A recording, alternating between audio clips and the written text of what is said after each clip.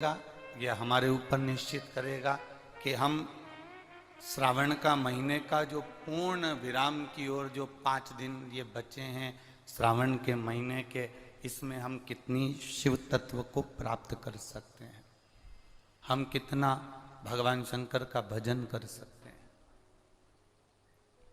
हम कितनी शिव की स्तुति कर सकते हैं।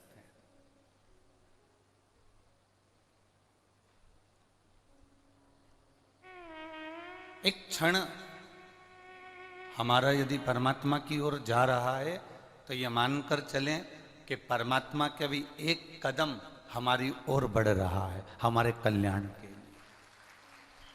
आप जितना क्षण, जितना पल, जितनी घड़ी, जितना समय, जितने घंटे, जितना समय, 1 मिनट, 2 मिनट, 15 मिनट, 20 मिनट, आधा घंटा, 1 घंटा, आप जितना समय परमात्मा की ओर बढ़ रहे हो, जा रहे हो, उनको दे रहे हो, उतना अनुभव करिएगा कि जितना जितना समय आप परमात्मा को दे रहे हो उतना उतना परमात्मा आपके नज़दीक आते चले जा रहे हैं, भगवान आपके करीब आते चले जा रहे हैं और आपका कल्याण निश्चित है।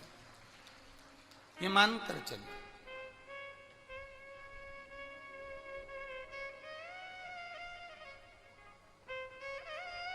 जहां भक्ति प्रबल होती है,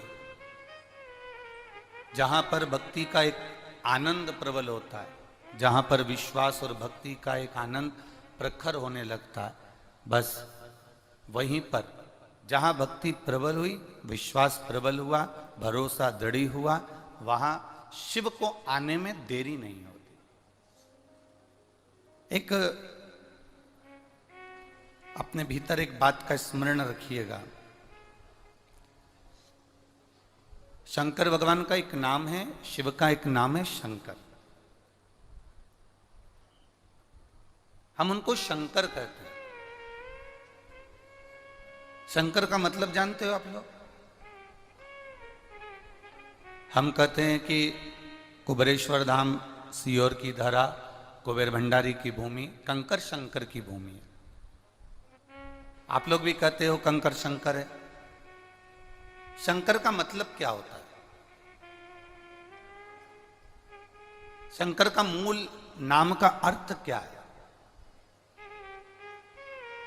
शंकर का अर्थ है जो आपकी जिंदगी में सुख की वर्षा कर दे, वो शंकर कहलाता है।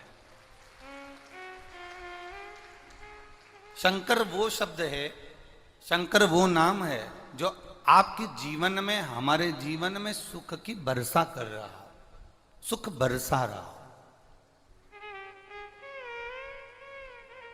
और जब आपके जीवन में और हमारे जीवन में सुख की वर्षा होती है, सुख बरसता है, तब हमको लगता है कि शंकर की कृपा हुई है। हम कहते हैं कि आप कुबेरेश्वर धाम में आई हो तो कंकर शंकर की धरा पर आए। कंकर शंकर की धरा मतलब आप कंकर की पूजन करने के लिए शिव मानकर, शंकर मानकर आए हो, तो ये निश्चित है कि यहाँ शंकर भगवान आपको खाली नहीं भेजेगा, आपकी झोली खुशियों से भरकर भेजेगा, क्योंकि वो है ही सुख प्रदान करने वाला, सुख लुटाने वाला, सुख की वर्षा करने वाला, सुख देने वाला। जब वो शंकर नाम की व्याख्या यदि हम करें तो वो सुख देने वाला है, सुख लुटाने वाला है और सुख की वर्षा करने वाला है।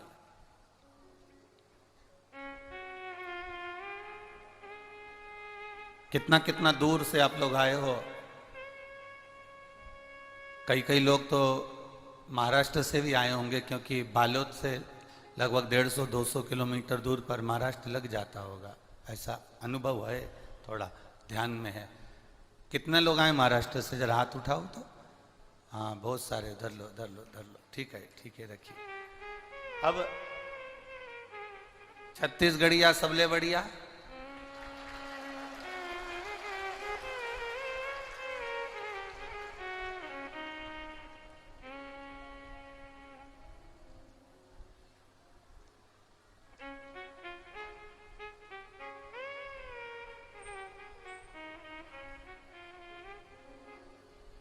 हम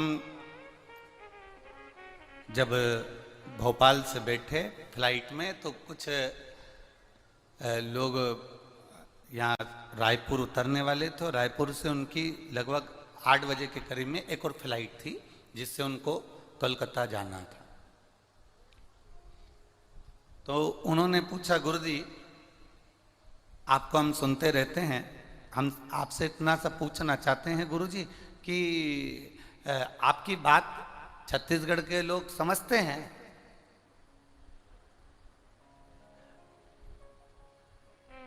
हमने कहा वो हमारी बात समझे ना समझे पर हम उनको अच्छे से समझते हैं। वो हमें हमारी बात समझे ना समझे पर हम उनको अच्छे से समझते हैं। तो कहा कि आप अच्छे से समझते हो इसका मतलब क्या है? हमने कहा कि छत्तीसगढ़ का ओरिजिनल अगर छत्तीसगढ़ का निवासी है तो वो किसी को धोखा देना नहीं जानता, ये निश्चितता है उसकी, बस इतना हम जानते, बाकी क्या हमें किसी से मतलब नहीं है। ओरिजिनल अगर छत्तीसगढ़िया है तो वो किसी को धोखा देना नहीं जानता। ओरिजिनल अगर छत्तीसगढ़िया है तो वो अपनी मेहनत में पीछे नहीं हटता। ओरिजिनल अगर छत्तीसगढ़िया है तो अपना कर्म करने में पीछे नहीं हटता। ओरिजिनल छत्तीसगढ़िया है तो वो अपनी मेहनत से पीछे नहीं हटता। और ओरिजिनल छत्तीसगढ़िया है तो काम करते करते काम नहीं छोड़ता, काम करते करते भगवान का नाम ले लेता है। और अगर उसको लगे कि मुझे एक लोटा जल चढ़ाना है, देरी नहीं करता, वो धान बोते बोते भी शंकर को याद कर कर मन से एक लोटा जल चढ़ा ही देता है। ये छत्तीसगढ़िया है, कोई सहजता छत्तीसगढ़िया की है।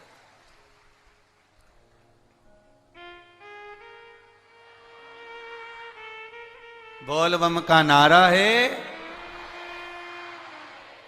बहुत बढ़िया कल्याण तुम्हारा है।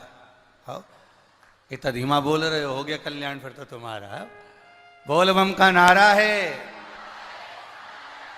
तो छत्तीसगढ़ एक आनंद का विषय, एक रस तत्व का विषय, एक आनंद का विषय। सारे दुनिया के देवालय शिवालय में जहां जहां आप जाएंगे, वहां जहां अक्षत बाबा को चढ़ाया जाता है वो कहीं और का नहीं होता, मेरे छत्तीसगढ़ का होता है, इसलिए बाबा भी कृपा करता रहता है।